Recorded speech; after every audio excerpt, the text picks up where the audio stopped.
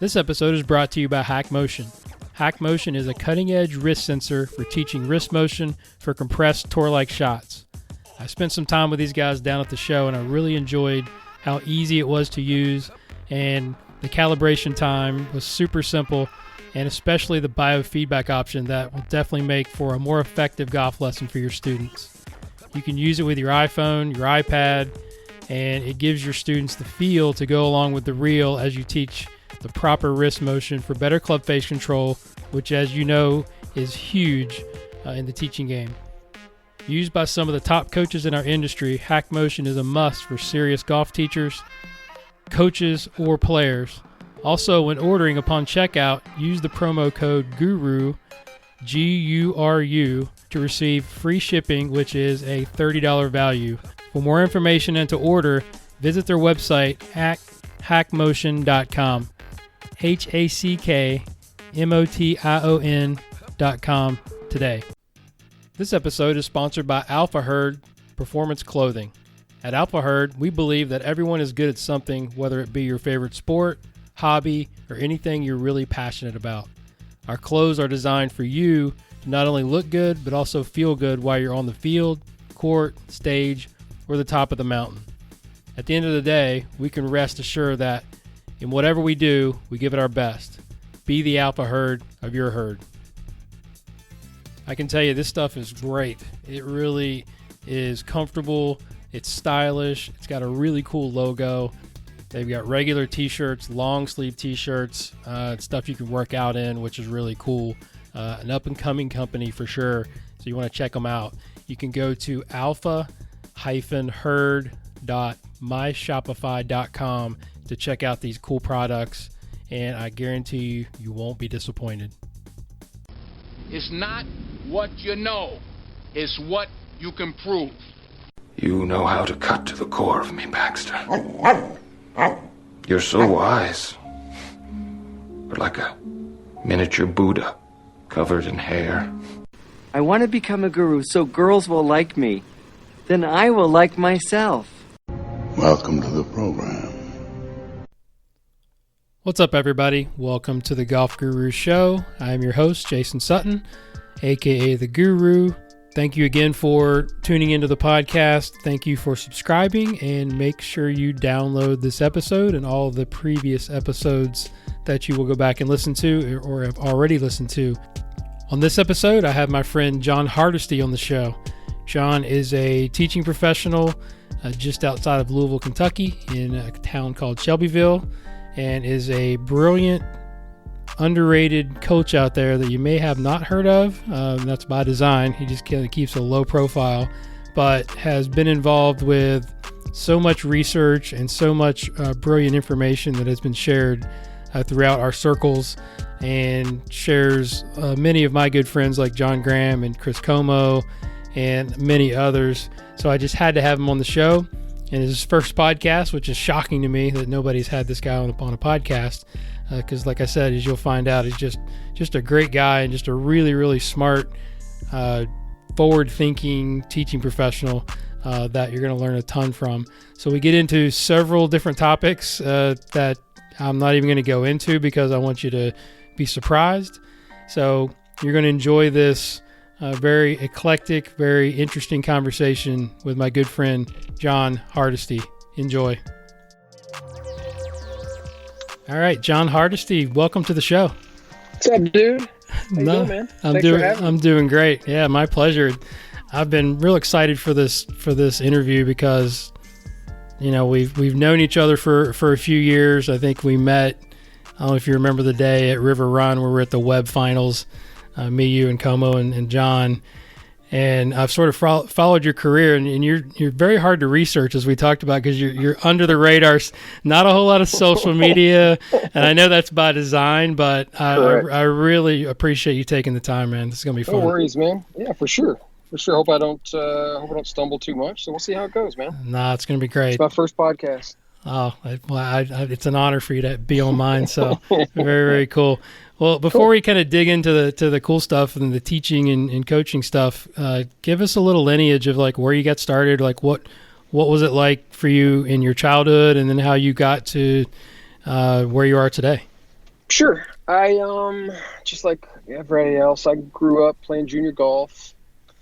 I probably should have played more tournaments. I didn't play as many as I probably should have. I was more of a range rat type. I was one of those guys that had to get the swing right, and then I'd be ready to go play in a tournament. All my other buddies were playing. They didn't care if they got it right or not. So that's sort of my junior golf days. I was an okay junior golfer, pretty much self-taught. And then I played, moving out of junior golf, I played high school golf, obviously, 4 or 5 years. I think I started in 8th grade. So I played golf since I was in 8th grade on the high school team. And then I played a semester at a little minority school, actually just down the road, minority college. Played there for a semester. And then I thought, you know what? I'm so good, I'm going to turn professional and give it a go.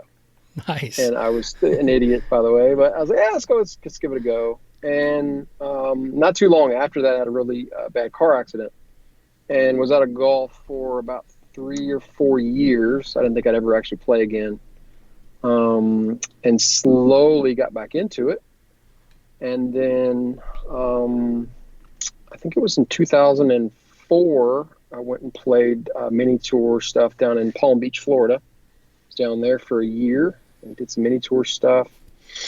But long story short, how I ended up getting into teaching and coaching and becoming a PGA member and all that stuff was I was always more interested in how things worked than I was actually, playing and shooting a score.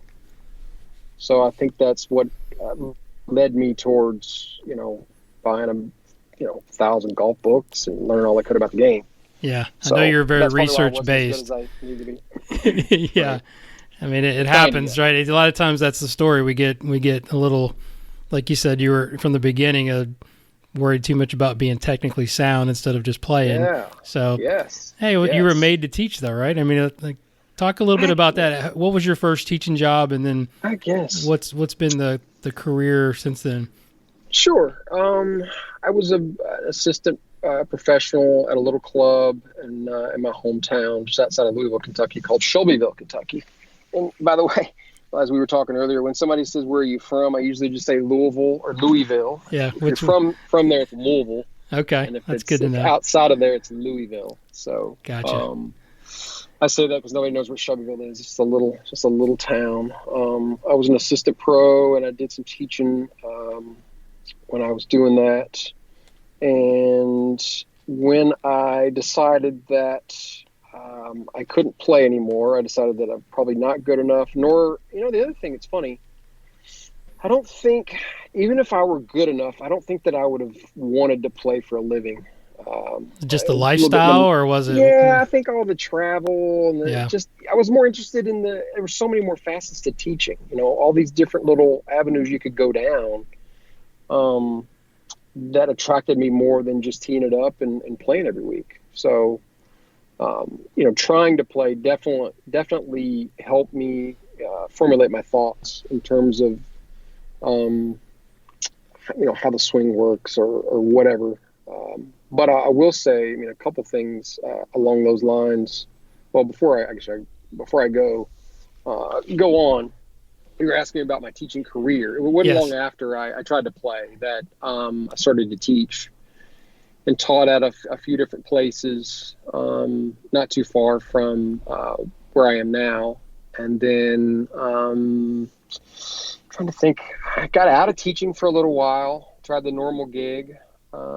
But I was into some cell tower construction management stuff, just totally nothing to do with golf. You talk on your cell phone. I worked for a company that sort of managed the construction of those things. And I did that for, 3 or 4 years probably. I paid really well, but I hated it so much. Was that by choice, or was that just sort of, you just needed to pivot? Money. I was just broke teaching, not making much money, kind of broke. And I'm like, I got an offer. A buddy of mine was doing that. And he was like, "You want to come work?" And I was like, "Yeah, sure. Let's make some money." So I went and did that for a while. But the funny thing is, dude, is I would pull up to these. You'll laugh at this. I would pull up to these construction sites, and I'd be in like my work vehicle. They give you a truck or whatever, and there'd be like in the passenger seat next to me would be like 15 golf books, just like that. I'd be waiting on the guys to do work or whatever, and I'd have to just kind of sit in the truck for a while, and it'd be Ledbetter's book or Butch Harmon's book or something or whatever. So, but I would just try to and that's how I sort of got back into it after I got out of that. I started teaching again. So tell us where you're at now and kind of what's going on there. And I am at a public facility in the little hometown where I grew up. I moved back. I moved back in 2016 from Dallas. I was actually in 2015. I was teaching in Dallas with Chris Como. I did that for about a year, I guess, maybe a little less than a year. I did that for a little less than a year, I guess. And that was awesome. And then I thought I could give it a go here and came back here. Is that when he was at Glen Eagles? Is that where he was? At Glen Eagles, yeah. Before he went to Dallas National. Gotcha. Yeah. Oh, yeah. Because I remember that's when we met, and we were talking. You were kind of hanging out. You guys, I know, were good friends. That's right. Yeah, that's right. when we were at River Run, watching. Watching a couple players and talking, and that was pretty cool. What have you learned from that guy? I mean, it probably could be a long list. Well, it's funny. I actually made some notes. I probably won't get to all my notes because I was super nervous. I'm still super nervous about doing the podcast. But that's cool. I thought one of the things that would help me formulate my thoughts about that. So Chris, and he's a really good friend of mine. I talk to him quite a bit. We're always texting or talking or something. I think he's super smart, one of the best in the industry. Agreed. Yeah. With him, it's funny. You would think that it was more what to think. Let's put it that way. Kind of like you need to think like this, and it wasn't necessarily the what. I obviously got some stuff as far as the what goes, but it was more the how. And I've actually told him this in person. He was a humongous influence on me in terms of how to think, not what to think. Not necessarily the particulars of a golf swing or a putting stroke or a pitch shot or whatever. It was more how to go about thinking about solving a problem. And I would give also John Graham the same type of credit. Yes, they both definitely influenced me that way. Huge, man. Yeah, can you give an example of like some of the things that something had happened? For sure. Maybe I would have a pet pattern that I liked. Maybe I was a really big fan of whoever. Pick a golfer, and I would say, man, that's the way you need to swing a club. And then he would always counter with, well, what about that guy? This other guy over here doesn't swing it like that, and he destroys that guy.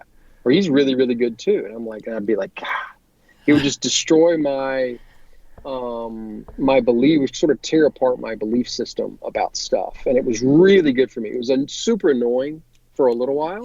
Yeah, I understand. But it was really, really good for my career. One of the best things for my career that I can think of. I would say, I would be a little bit cocky and say, you got to do it like this. And he'd say, what about this? And I'd be like, damn, didn't think about that. Yeah. So you would kind of, because he's so smart, and he was but it really, it's funny. Again, if someone were to ask me, they'd be like, oh, he must have told you all this stuff about the golf swing. And granted, I did learn some stuff about the golf swing or about golf in general, but it was more about how to think, not necessarily the what. Yeah. But he gets tons of credit for that. And John as well. He's a really good friend of mine too. So yeah, it was interesting. That was big. That was, we'll get back to that. I want to impart this just quickly because he's been such an influence on me in the same way, and you've spent a lot more time than I do. I get little bits and pieces of when we get together, but that same day, I remember, and I've told this story before, but we were walking up the fairway, and I remember I go, are you ready when you get the call? And he goes, what are you talking about? I go, well, Tiger's going to call you. You know that, right? And he goes, yeah, I'm ready. And so he was sort of, we'd start talking about our business and like our industry. And he's like, yeah, the next person that teaches Tiger is going to have just a huge responsibility. And I was like, yeah, that's just crazy, but he's just so cool about it.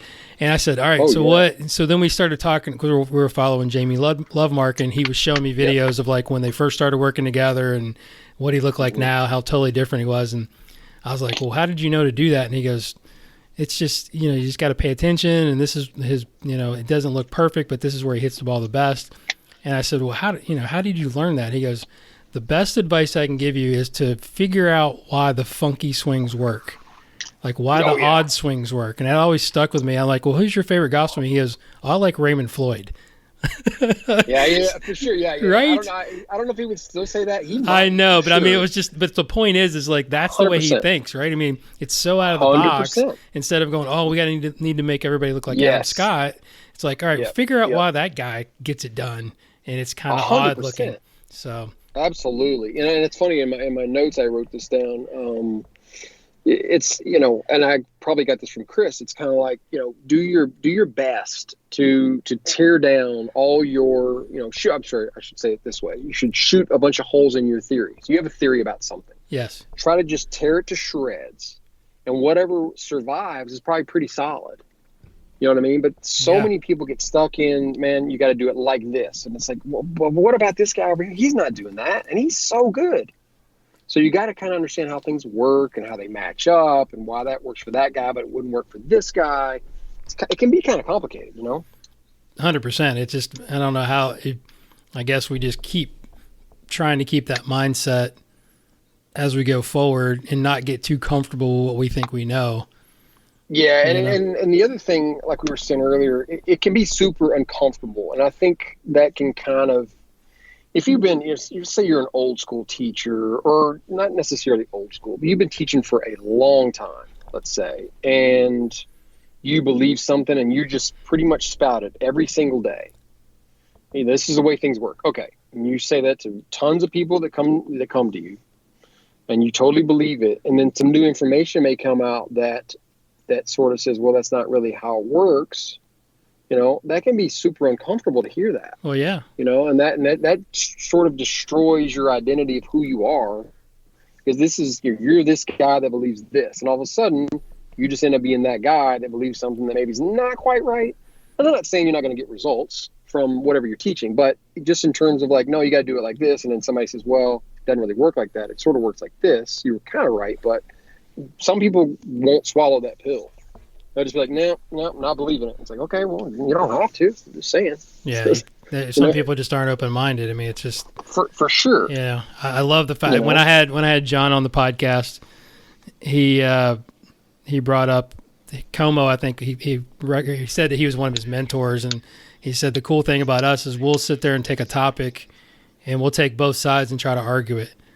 I mean, how valuable is that, right? It's like you said, it's like figure out how to break it. Valuable. So valuable. But I will say, man, if you're going to do that, just be prepared. It's super uncomfortable. Oh yeah, exactly. That cannot, I mean, it can be fun, I guess, but for most people, that's not going to be, a barrel of monkeys for sure. No, it's going to test your beliefs, and that's not easy to say that you're wrong about anything, especially if we've been doing it for a while. Though, Absolutely. Yeah. Such great advice for anybody out there. For sure. All right, so the research stuff, get into that a little bit, because I know I want to say even before we met, I mean, and we talked about this a little bit before the podcast. So you jumped into a lot of research because I think that's something you enjoy. You were there, I think, with Dr. Kwan, right? With that group that was categorized as the greatest day in instruction history. It's funny. I actually wasn't. Were you not in that group? I wasn't in that group. No. I wasn't at the time. I was with when Michael Jacobs and Manzella met Stephen Nesbitt. There we go.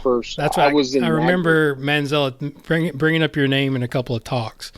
Yeah. I was there for that one, and the story on that. I mean, we can talk for 5 hours about this, but the story goes.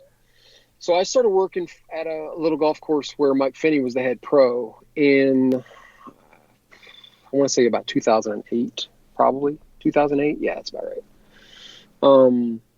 I originally found Mike on Manzella's forum. I don't even know if that forum even exists anymore. I have no idea. No, I remember it though. But I was like, oh man, that guy's right down the street. So I think I ran into Mike at like one of our section meetings or something. We met, and I ended up going to work for him. This was about in 2008. And at the time, I'd really never heard about the golfing machine. Even though I have tons of golf books, I didn't know anything about the golfing machine. I kind of got into it a little bit. I thought it was pretty interesting. And I know that Mike was really into it, and, Manziel and a bunch of other people. And I went to work for Mike and tried to understand some stuff, and it didn't quite make sense to me. I'm like, I don't really get this. So we were having a conversation one day, and I'm kind of, hitting the high spots or paraphrasing or something. But I was like, dude, I think there's probably some really good info out there if, we can start looking for it and kind of piecing it together. And I started looking up a bunch of research, and printing out the papers and reading them and highlighting them and putting them in file folders and trying to learn all I could. It was fascinating because I would read something, and this is probably for anybody that would get into this type of stuff. I would research a topic that somebody had done research on, the golf swing or ground reaction forces or whatever. I would read it, and I would soak up the info, and then at the end, you would have all your references, and there would be other people that they would use for a reference, and it would just lead me down a deeper wormhole.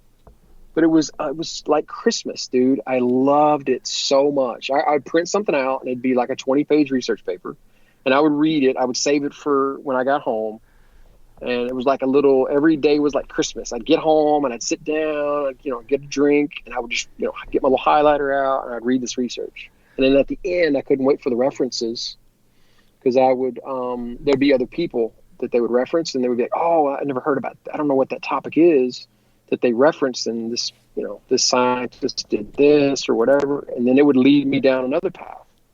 And I would just do that over and over and over. And I did that for quite a while.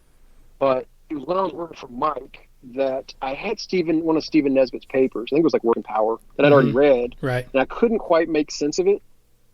I wasn't, smart enough probably to read it or whatever. And then I think Mike saw it in one of the file folders that I created or something on the computer, and then he thought it was pretty neat. So he picks up the phone, he calls him, and the guy picks up, and we talk to him for a while.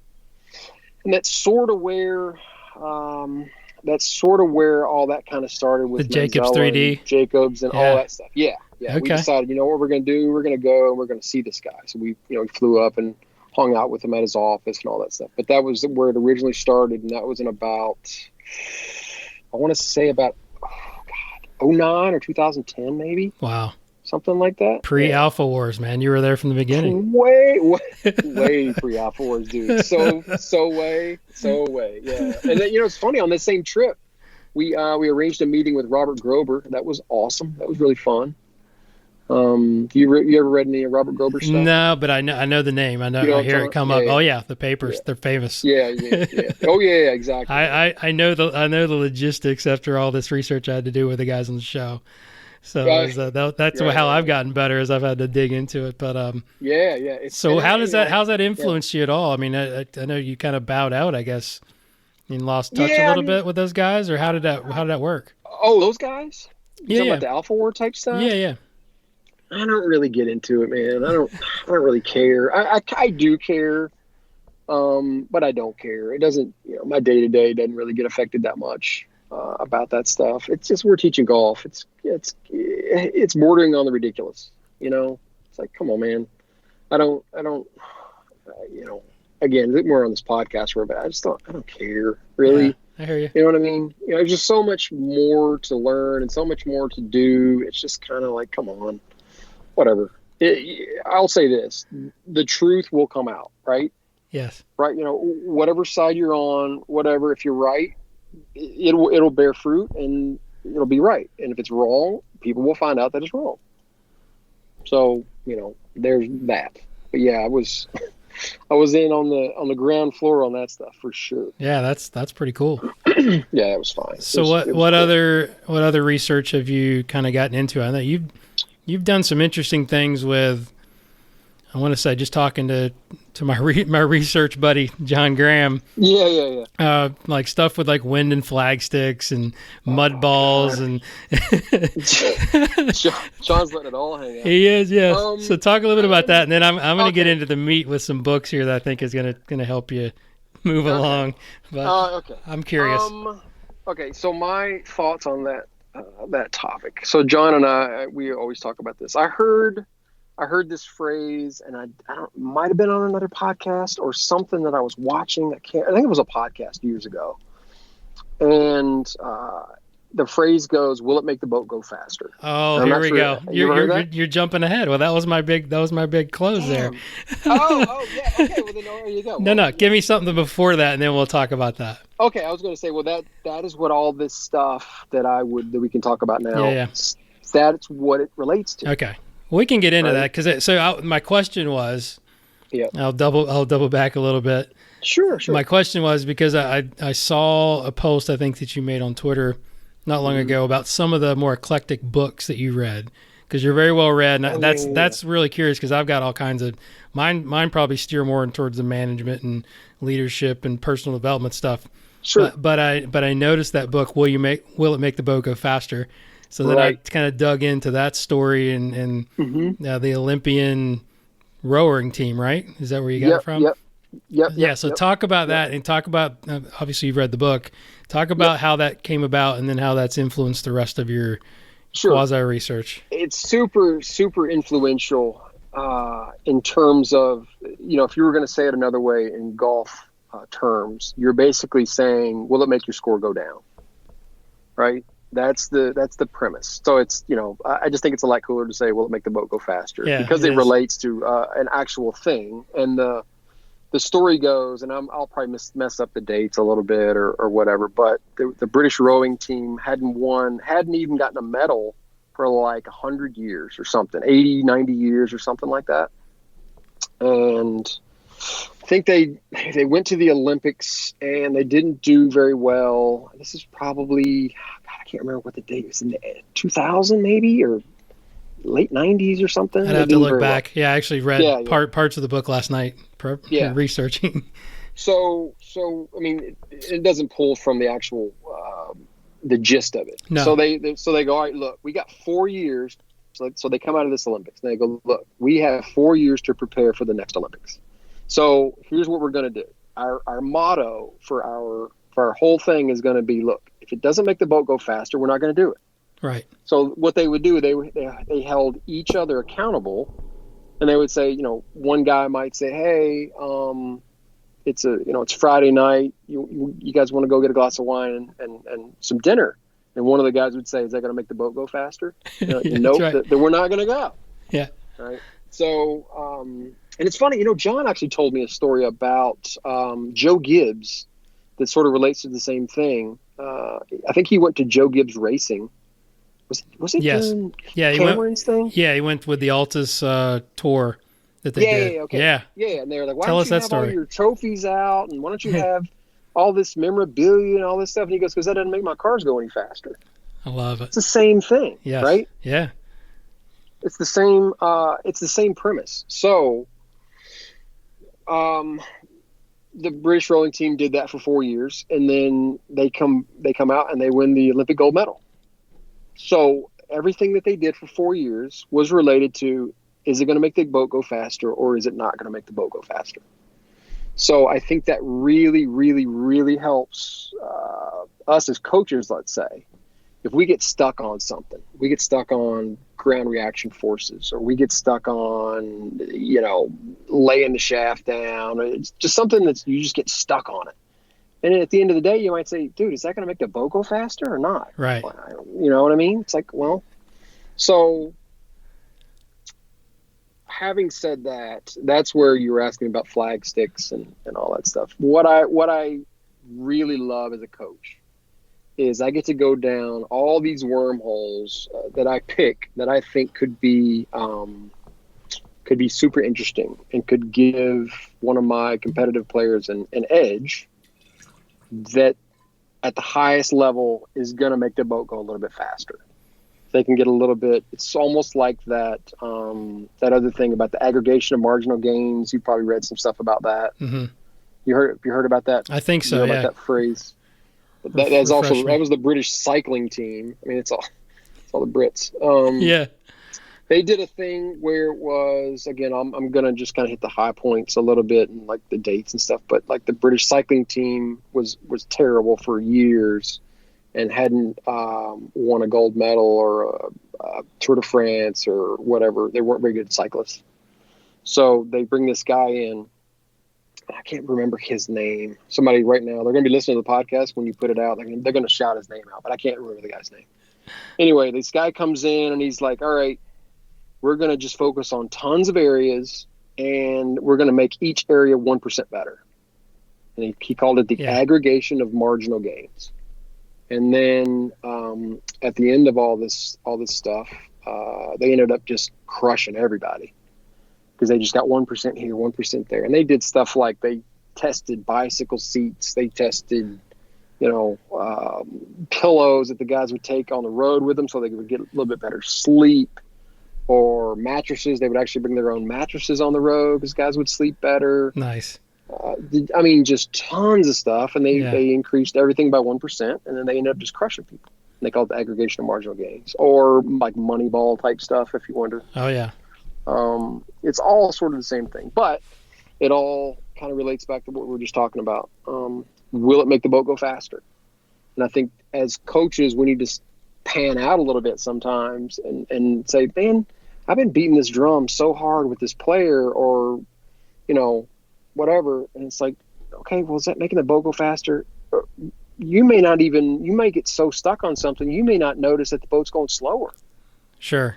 You know what I mean? You're like, yeah. oh man, the swing looks so much better. And it's like, dude, the stroke average is like a half a shot higher than it used to be, right? I know you think the boat's going slower. It's not going faster. Yeah. So, so what we were talking about, just any research that you've done that's kind of interesting. Yeah. John mentioned it as things that players and coaches need to know, but probably don't think about. Jeez. Putting you on the spot. I know. Like I said, there's all these little wormholes. I'll give you some there. I mean, some people probably think I'm a lunatic, but no, that's why I wanted to have you on, man. This is great. So like for if you're looking at wind, wind affects golf ball a lot, right? And this is something that I'm trying to look at more now. I'm actually doing some research now, not research, but I'm looking into it to try to get some answers. You'll see like a guy on a tee box, for example, and he's throwing grass up, and it's kind of, like a tee box is kind of tucked back in some trees. Like you saw it on 17 at Sawgrass this year, right? Mm-hmm, right. Where they would show on the tee box, it's blowing 3 or 4 miles an hour in their face. And then above the stadium setting and a little bit higher up, it's actually downwind like 10 miles an hour. Mm-hmm. And it's like, man. So you got to kind of know where the wind's coming from.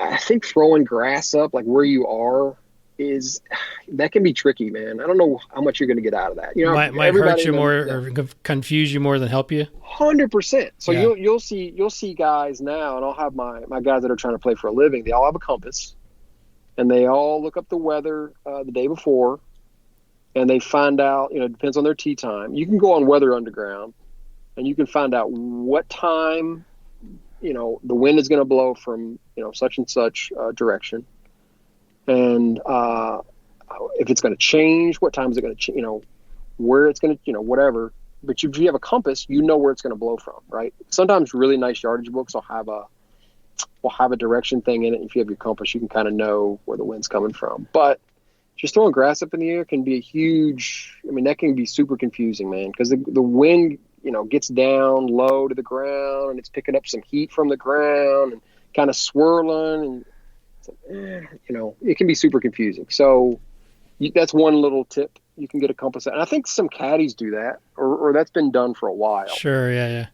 So what do you do? Do you tend to look more up to the tops of the trees? Is that more accurate rather than looking at whatever? Flies. Yeah, there you go. The ball's not flying where you're throwing the grass. That's a good point. God, that's right? That's if interesting. You're looking up at the trees, you look up and be like, okay. And I have one of my guys won't even throw up grass anymore. He's like, dude, it's like I can throw grass up and it'll just blow away from me. And I look up in the trees and it's blowing right in my face. And I'm like, what the heck's going on? And Yeah. So, but as far as the flags go, that's something I was kind of looking into a while back.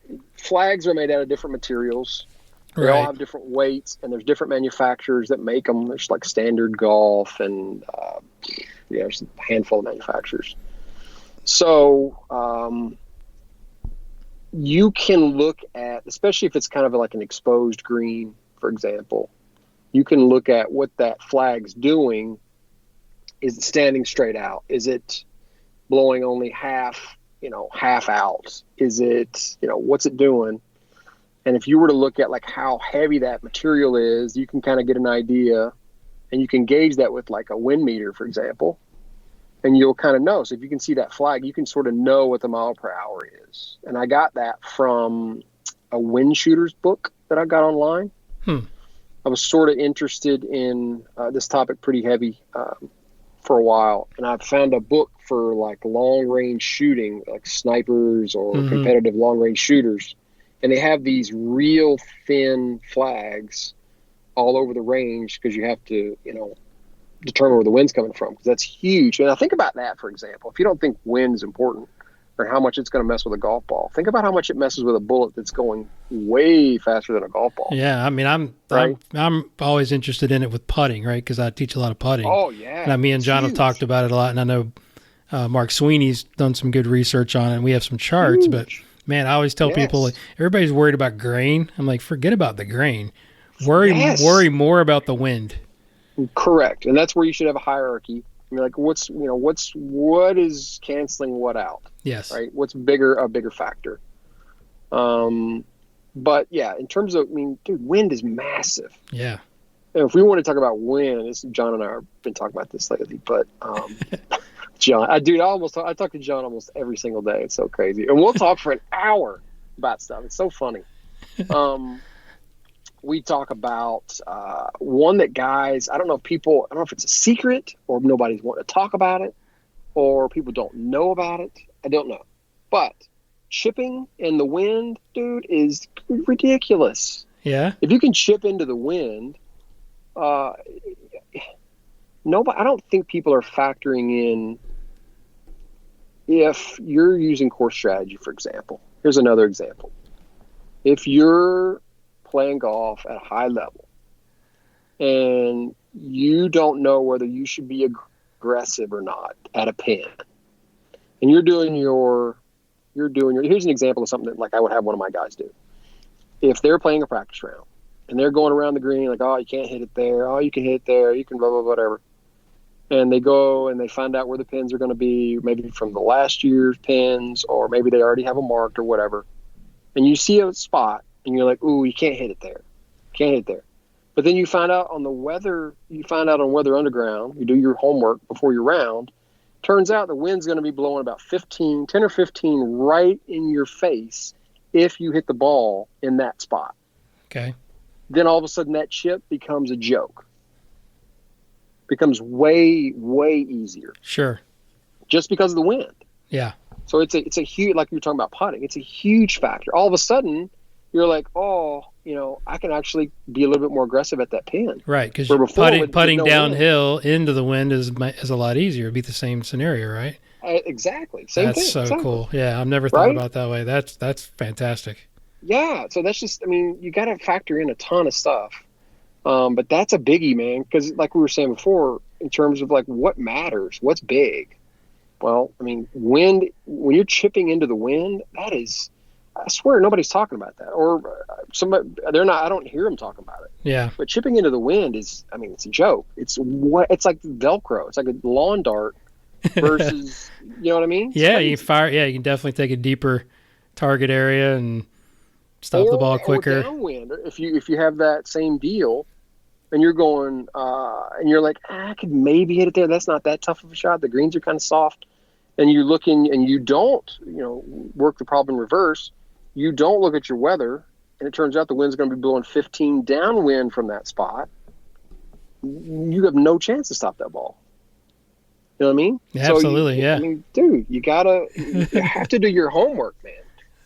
That's deep. It's just stuff like that. I love being a coach because I get to look at stuff like that. I get to go down these wormholes and talk to people that are so smart and try to, like Seth Godin talks about creating dots and connecting dots. And I get to connect dots where, in our industry, I feel like it's still like the Wild West, We don't have it figured out yet. For sure. And And I don't know we ever will. Exactly, right? Yeah. But it's just so fun to be able to try to figure stuff out and figure out like, okay, well, I got a guy that maybe can't quite get through web qualifying, or he's stuck on the Canadian tour, or whatever, and he can't quite break through. Then you start looking at these little edges, and it might be the difference between them being number 75 in the world or never getting off the web, for example. Yeah. Right? So you get to go down these. It's fun, man. I like it. I think I'm sure that's why Como's enjoying working with Bryson a little bit now. I bet they're. Yeah. Can you imagine being a fly on the wall with one of those combos? Right. And it's so funny Because that's the way that kid is. 100%, right? And I, people are laughing at that guy, and he's been winning. Yes, absolutely, because he's And it's doing like, it oh, right. why I mean, do you- I love the way Yes. he's just trying to find an edge every place. He's that 1% That's what guy. you should be doing. 100%, Yeah, right? he's Dude, figured out how to make the boat go faster for sure. At the level those guys are playing, just a little bit. I was actually listening to a podcast the other day that Mark Brody was on, this Wharton Moneyball podcast. He was talking about how like 1% here and 2% there is massive. And I think my guess is in our industry, if we have a player, say they go to Q school or something, web qualifying school, or they're playing in a big tournament, whatever, it's a lot of shots, right? You got 4 days, you got 72 holes. If it's a big tournament, right? Little good or a little bad on either side is massive. The person that wins versus the person that finishes, that maybe misses the cut, it may not be that discernible if you were to follow each group. If you were to follow a guy that misses the cut by 2 and watch him hit it, you'd be like, okay, yeah, missed the 1 here and there, but it looks like he hits pretty good. And then you follow the guy that, say, wins the event. I don't think that guy's going to look massively different. No, I just think you add up all those little bitty things, For sure. Add up all those little things, ends up, the guy wins by 5 shots or ends up winning the tournament or finishes 5th. Somebody else misses the cut. It's just because of, one guy hits it to 20 feet, one guy hits it to 17 feet. And you're like, I don't really see a big difference. And it's like, well, it's actually a big difference. Yeah. The stats. So they're definitely different. Oh, huge. So that's, will it make the boat go faster? That's sorry. I love it. No, that's great. Like I said, that was my big topic that I kind of wanted to dive into. That's perfect. Because I think you can apply that to your life as well. The way I took it, when I read it last night, I was like, man, this makes perfect sense for my job, but also just for my life, whether you're trying to change a habit or, whatever you're trying to do, which is, can be difficult. The guy, his name's Ben Hunt Davis for the listeners. For the listeners out there. And like I said, I just went in and watched a couple videos and then read parts of the book, and it was fascinating just from that, the goals part, right? How they set that goal. And it was like, whether you think goals are important or not, everything that they did, like you said, lined up was, that will it make the boat go faster? Yeah. Will it allow us to put the metal around our neck? Correct. And right. If it doesn't, we're not going to do it. That's it. Yeah, that was really cool. I mean, it definitely keeps you focused on what's important. For sure, man. For sure. And like I said, as a coach, I think it's so fun to try to figure out ways to make boats go faster. And I feel like there's a lot of edges that, if you really look hard, I think there's ways to do that. So what about mud balls? Because I saw yesterday, I was watching the tour event with Corey Connors winning, was unbelievable. But they were picking up a lot of mud balls, and I heard them talking about different scenarios where the tour players think the ball is going to curve away from the side where the mud is. Is that true, or have you done any research on that? It is. It is. Is there a way to predict it at all? Yeah, it's funny. So where I ended up, I wanted to find the answer to that because one of my guys was going to second stage of web qualifying school in 2015. And I was caddying for him. And I'm looking at the forecast, and it rained a little bit. I'm like, might be having some mud balls. And then I started thinking, and I'm like, man, I've heard a million different, theories on what happens with the mud ball. Yeah. So I contact Paul Wood at Ping. I'm like, Paul, have you guys looked at this at all, or do you know where I can find the answer to that? And he told me. And it's wasn't long after that, he actually wrote an article, I think, on GolfWorks, that website, or it was on that website. If let's say if the mud is on the left side of the ball is going to go to the right. If it's on the right side, it's going to go to the left. It curves away from the mud. Okay. And it has to do with the aerodynamics. Yeah, I'm sure it's like a big dimple, right? Well, no, it's actually not. It's okay. like not having. Well, I was gonna say it's the opposite of a dimple. I guess would be a better. Correct. Yeah. Okay. Gotcha. You can, like, some manufacturers that make balls have done the research where they'll actually like shave off the dimples or make a ball where it only has half dimples. Gotcha. And the side that's basically like a ping pong ball, it'll work away from that. So, okay. Yeah. And same thing for if it's on the top. I think it makes it go lower. If I recall. So, yeah, it's interesting. There's another one, man. That could be the difference between, you hit one in the water because you didn't know what the ball was going to do, and losing a tournament just because you're out there guessing, going, it's on the left. I think it's going to curve left, and actually curves in the water, and you're like, man, I didn't know that was going to happen. It's like, dude, got to do your homework. Come on. Yeah, definitely. You know what I mean? Yeah, it was Charlie Hoffman had one yesterday where he hit it. He played it. Yeah, did you see that? And he played it like he hit it about 3 feet. Dude, and I was so like, cool, I was like, man, I wonder if he actually knew that or did he just kind of get lucky? Because when he hit it, he acted like he was going to miss it way right, and it kind of held its line just because of the mud. Yeah, exactly. I think he played it. I think him and his caddy were talking about it, and I think he played it. I think it was what they were talking about, and I think his reaction was he thought it was going to curve even more to the right, and it was going to be a bad shot. Yeah. I think it stopped curving. Maybe the mud came off. I don't know. Well, yeah, just through feel, he probably felt like he cut it more. Right. And then, for instance, dude, so long we're on that conversation. Yeah. Why aren't people practicing mud balls? That's a about that. Great question. Well, you can put like a piece of lead tape on the side of a ball. I've heard. I think I've heard of that, lead tape. Or you can just put mud on there. Hit it and be like, wow, that really affects it a lot, or not that much. Practice it, see what happens. You know what I mean? Absolutely. That's awesome. Or punch outs. People aren't practicing punch outs. I don't think they probably should. Yes. I agree. Definitely agree with that. People don't practice those as much as because you're going to have one every now and then, and it's like, does it come out high? Does it come out low? Are you not very good with a little restricted swing? Well, you just practice that, and you'll be good at it, and then it might save you half a shot somewhere. You get that 1%. There it is. That's what. That's what my favorite saying to my guys lately is: don't let best get in the way of better.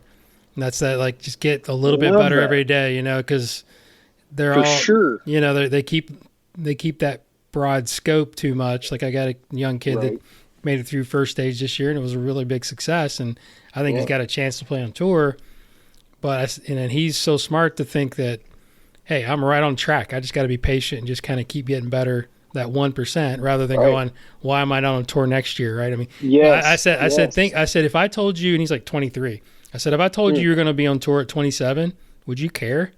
And he's like, no, that'd be perfect. Like, not everybody's going to be Jordan or Justin. Nope. It's like, just keep getting a little bit better out there. It's hard to do because you want to have it quickly and you want to have it now, but for sure, and it might even be a curse if you get out there too early. Absolutely, yeah. You don't get enough. You don't get enough failures, I think, to get hardened to where success means more to you. For some of those guys, the stage is so big and it's catastrophic when you mess up or something. It's like, man, it'll be all right. Relax. Along those lines, like that saying you're just saying. There's another one that I've been using lately, probably for the past year, and I don't remember where I heard it. I think it was in a book. I was reading a book on Navy SEALs. That was a wormhole. I was going down for a while, kind of some of their training and stuff. But I heard this guy say, hope is not a tactic. And I use that so much now. Oh, I love that. Hope is not a tactic. And That's great. I'll get on one of my guys sometimes, and I'll kind of say that. I'm like, man, hope is not a tactic. It's not. You can't just hope. Hope is not a tactic. So I kind of like that one. Have you had any failures in your life or your career that you've kind of set you up more for later success that you can remember? Because we've all had those. That's a good question. Going to your cell tower job, maybe. Yeah, for sure. I mean, made you appreciate the game a little, or the teaching game a little bit more, maybe. It did, and I'm also glad that I wasn't a better player, probably, because if maybe I would have continued to play or something, or chased it longer than I should have. So that was I was kind of fortuitous that I was more interested in how things worked. That's tough, man. I don't know. In terms of, I was going to say this earlier, what I'm more interested in, I don't know if you're more interested in this, but I'm more interested in taking somebody that, is on one of the smaller tours, like the Canadian tour, or the Latin American tour, the PGA Tour China, and getting them to the web, or getting somebody from the web to the PGA Tour. That's my job. Yeah, that's what I do mostly. I'm still working on that, but I've had so many mini tour guys. Unfortunately, it doesn't pay that well, though. No, it does not. Some of those guys, it's like, what pays is like you got some guy that's like 60 and, he's slicing it, and he took up golf like 10 years ago. And wants to stop slicing it 30 yards and just slice it 10 or something. That's what pays. But, absolutely. It's kind of funny.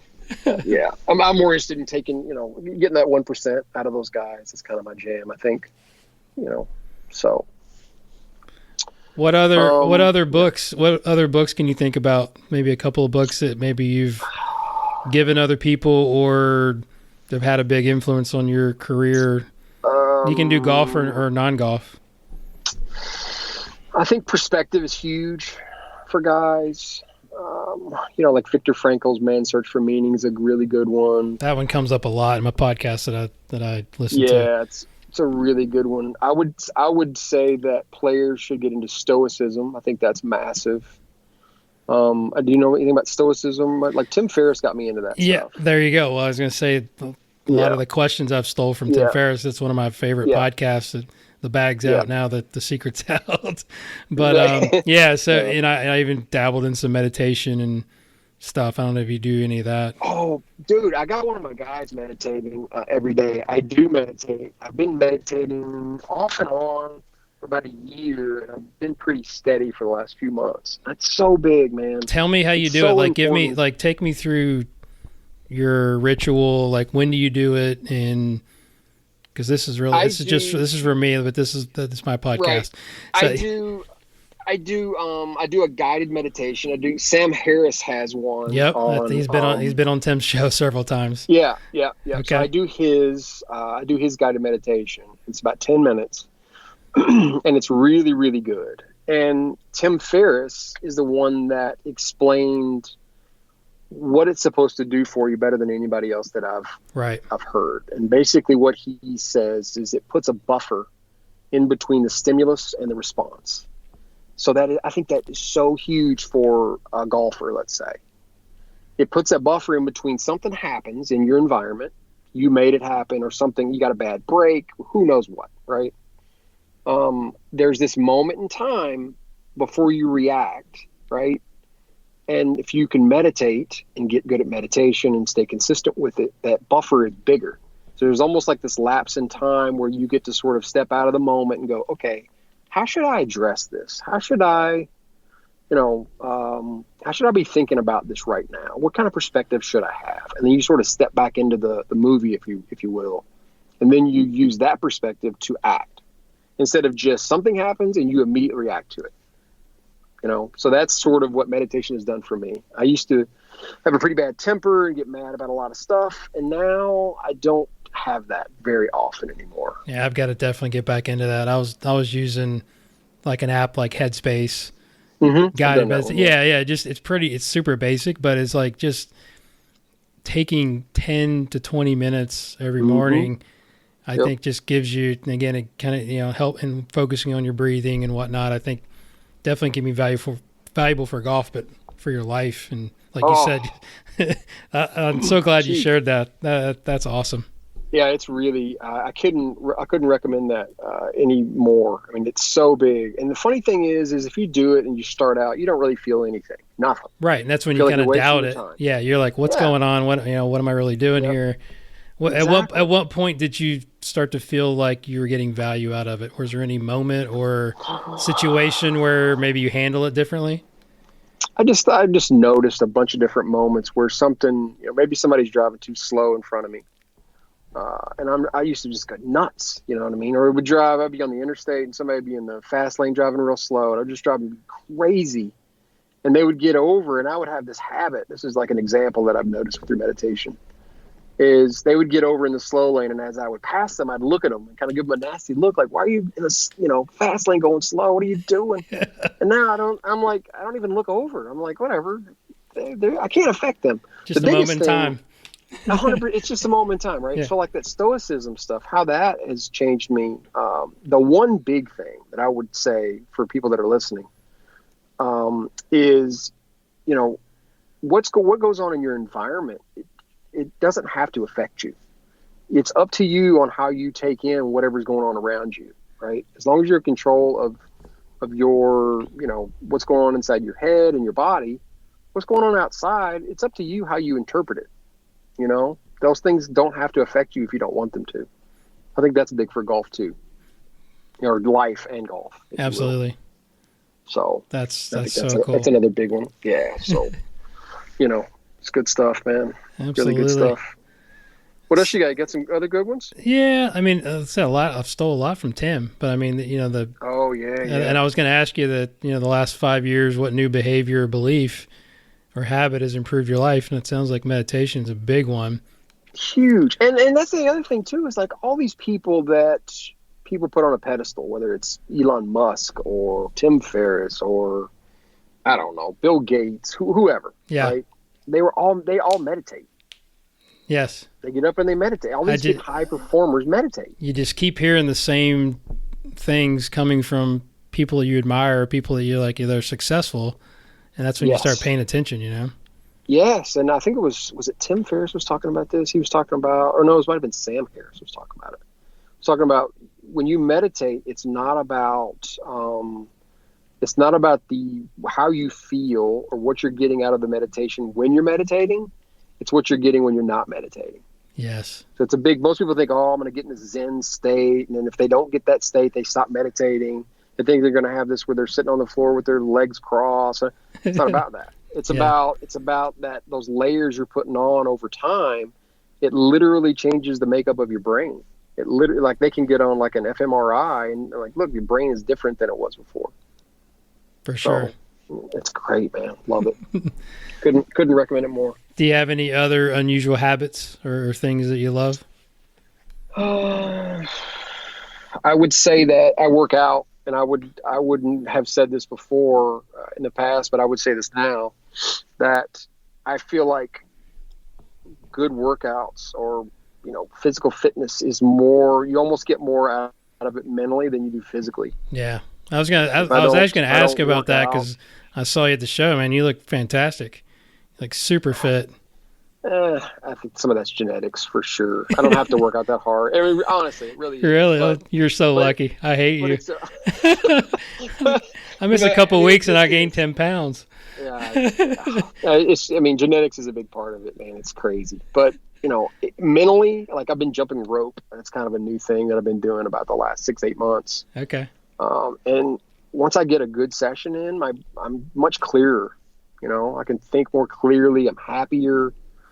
I don't think we're supposed to just sit around and eat bad food and not work out. It's just so hard on you, man. It's so hard on your mental state too. 100%. Yeah. So I think if you take care of the human, I think the human performs better and is happier, and so that's my thoughts on that. I like it. All right, man. We'll close with my favorite question. This is another Tim Ferriss's. If you could have a gigantic billboard anywhere with anything on it to get a message out to millions or billions of people, what would it be and why? That's a really good one. I would say be kind to each other. That's what I would say. I would say that it seems like people are awful to each other, at least lately. And I would say that people need to be kinder to each other. That whole expression of, every person you see is fighting a battle you know nothing about. I'm sure you've probably heard that. Yeah. Yeah, you don't know what they're dealing with. You have no idea. Yeah. You have no idea. And you think you know somebody and you don't. So I would say just be nice to each other, man. We're all on this ball together, flying through space. Let's just be nice. Everything will be better if we're just nice to each other. I love it. So yeah, that's my 2 cents anyway. That's awesome, man.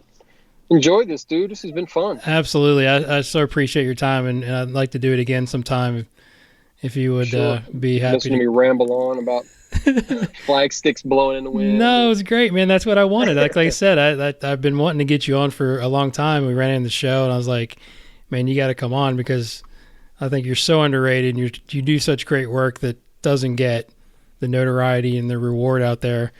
So how can people get a hold of you? I know you've got Instagram and Twitter a little bit. Twitter and stuff, yeah. Yeah, so I don't have a website or anything. Yeah, just give them your handles so they can reach out and say thank you and give you a social I just have an email address. I don't even know what my stuff is on Twitter. It's probably my name or something. I'll put it in the closing, but I think it's like John F. Hardesty. John F. Hardesty. Yeah. At gmail.com is my email, so okay. Also send me an email. JONF, not JOHN. Right. And I'll put that in there. It's not on my website. I don't have one. So enjoyed it, man. Absolutely. Thanks so much for coming on. We'll talk very soon. You bet. Thanks, bud. All right. See you. Bye-bye. What's up, everybody? Guru back here again for a couple things before you jump off. First, big thank you to my man John Hardesty for coming on the show. That was just such a fun conversation and just dropped so many great little interesting knowledge bites there that I hope that everybody caught on to and go and help yourself and also help your players with that cool information.